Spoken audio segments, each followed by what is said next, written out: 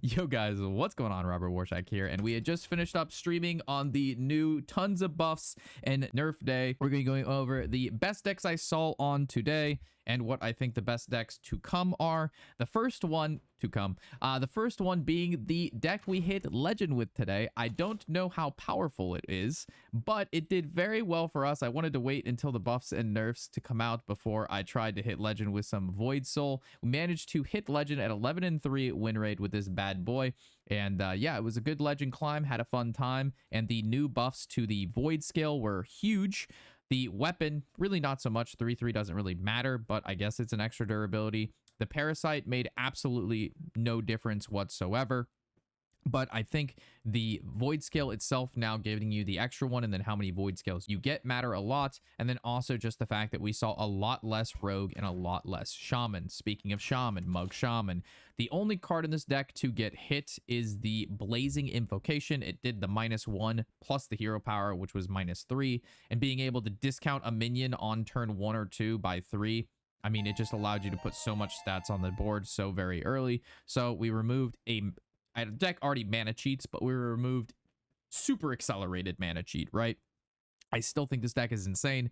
I still think it's very good. This is the no hands list here, and it does run the 1 Ascendance. So very fun deck, really, really good. If you don't like the Ascendance or a card you don't see fit, you can add in a second Hex. I think Egg decks are probably going to get pretty popular in the coming days because Egg Warrior, Egg DK are looking quite good, surprisingly. So yeah, Mug Shaman still very, very good. You can climb very well with it. The Troublemaker Rogue, they did make changes to the Lotus Troublemaker, but it's still very, very solid because if we actually read the card, shout out to Clark for going on a 15-minute rant about this card and then reading it and being like, oh, it's actually not that bad. So we have deal 1 damage to a random enemy, shoot 1 time while in the hand or deck. Play cards for 2 mana. So no longer do you have to keep this card in the mulligan. It's actually just getting buffed in your deck when you play 2-drops. The deck itself generally just plays a whole bunch of 2-drops. This card most of the time is still going to do anywhere between 7 to 15 damage.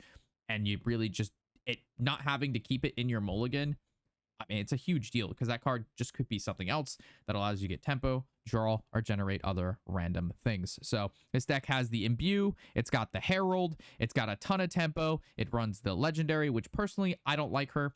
It's in the most popular list. I didn't make this list, but yeah, I think you could probably cut her and put in more 2-drops, or if you really want, maybe the Legendary card if you're feeling frisky. But yeah, I do think some more 2-drops could go in this deck. I also don't like Backstab, but again, this is just the most popular list that's doing the best at the moment, even when it got nerfed. We have the Elusive Paladin. Unfortunately, the Paladin players continue moving forward regardless of what everybody else is doing. You see a lot of end turn Paladin. I guess if you want, it's Beatrix Paladin with the Scarlet Bruiser, but I mean, it's essentially the same, all of the same cards as end turn. They just now have the ability to generate 10 more Paladin cards that cost 2 less, which a lot of the times are more auras. So it's a little different, but it's the same thing. It still does the Norse Dormu cheat. It still plays the Underbreaking. It's a deck that you will see at Diamond 5 to Diamond 1 a lot, or very, very low Legend. But as you make your way up Legend, once you hit about 3k Legend, all of the Paladin seemingly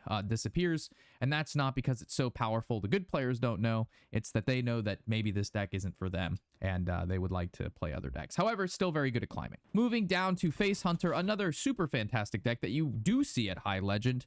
Not because of the skill, the intellectual hula hoops you have to spin through to make the deck work, but just the sheer power level of Confront the Tovalier. So it's a 5 mana replay each 1-cost card you played this game, targeting enemies if possible. Even at 5 mana, boys, this card is still insane. You're playing 5+ 1-drops. You have massive 1-drop synergy with Neri. Of course, you play all the Rangers, and then you also just play the new Tripwires, which summon random beasts. An insane 5-cost beast that you get a lot with this Tripwire is the 2/7, that when it takes damage, you get the 1 mana deal 2, summon a Grub. If you get that card, you basically just win because you're generating at least 3 of those, and then 3 of those can copy with Neri or Confront. A lot of people ask about the Tame Pet. It's just to draw cards, and then when you play Confront, you just draw more cards. And then, of course, we run the new Shovel, which is going to pull either Beast or the Arcane Tripwire from the deck. So yeah, Face Hunter, really, really good. I would say if you're thinking about playing Paladin or the Face Hunter is probably going to take you farther, easier to play, and more powerful. But if you feel comfortable with end turn Paladin, you just want to play some wacky neutral cards or non-neutral cards with the -2, that works too. And then we have Dragon Warrior. Still not too sure on this one. This was the most recent build before the Warp Tooth got nerfed, but I still think this card's pretty insane. And if you don't like it, you just revert back to the old Dragon package without the Hogger, and I think that deck's just simply insane. So you could just take out Warp, the Ducks, Hogger, add back in the Petal Picker, add back in some more damage, and you're basically good to go. So yeah, Dragon Warrior, in my opinion, still an insane deck. Who would have known playing a 4-mana 5/8 with Elusive is good, very good. And then yeah, beyond that, that's pretty much all I saw today. It was Shaman, Rogue, Face Hunter, Paladin. Also, I did see a lot of Priest, but none of those Priest decks did very well. I believe we did beat them all, but maybe it ends up getting a more refined list, as control decks do take a little bit longer than aggro decks to figure out and settle in the meta. But yeah, this is what we were seeing day one. And yeah, with that, hopefully you guys enjoyed. Let me know what's doing well for you. And if I missed anything, feel free to leave that in the comment section below. Of course, I'm Robert Warshack, and happy whatever the hell day it is.